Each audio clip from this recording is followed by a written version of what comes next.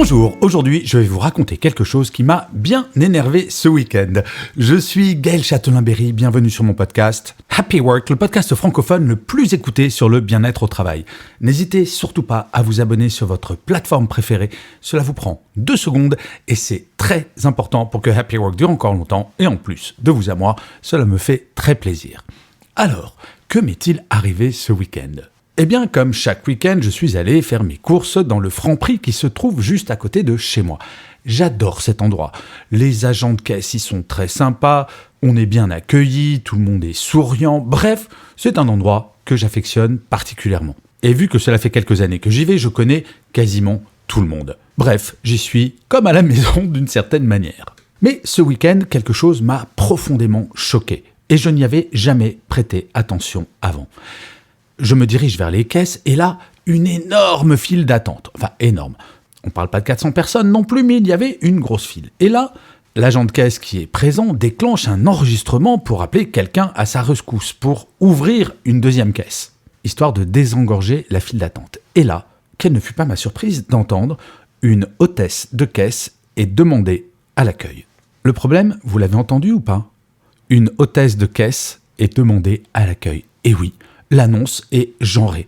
Alors que la personne même qui déclenchait cette annonce audio était un homme.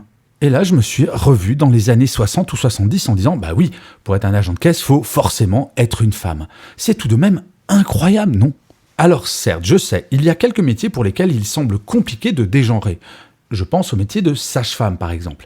Eh bien, figurez-vous que cela est tout à fait possible de dégenrer, puisque le masculin de sage-femme, c'est maïeuticien. Eh bien, supprimons le terme de sage-femme et appelons les maïeuticiennes et les maïeuticiens.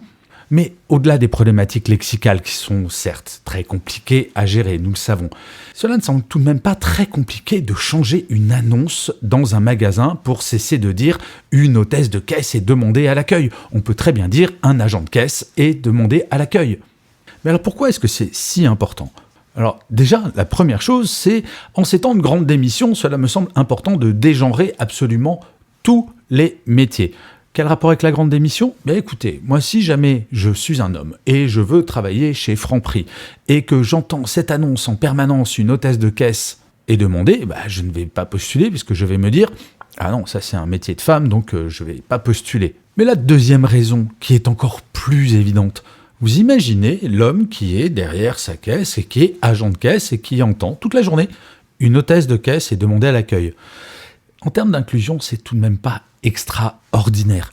Je vous l'accorde, le problème n'est pas des plus essentiels quand on parle de sexisme. Il y a tellement d'autres sujets beaucoup plus importants comme, en numéro 1, bien entendu, l'égalité des salaires femmes-hommes. Mais ce sujet est tellement simple que, franchement, on peut le gérer extrêmement simplement. Il suffit d'enregistrer. Je me propose même de faire le message, chers amis de Franprix, s'il faut, j'ai un studio d'enregistrement et je peux vous fournir gratuitement cet enregistrement pour dire un agent de caisse est demandé à l'accueil. Mais il y a quelque chose de tout de même très étonnant et très paradoxal. J'ai cherché beaucoup de métiers et il n'en existe pas un seul qui soit un métier d'homme que l'on ne puisse féminiser. En termes de vocabulaire, je veux dire. Les seuls métiers qui soient totalement genrés sont uniquement des métiers féminins.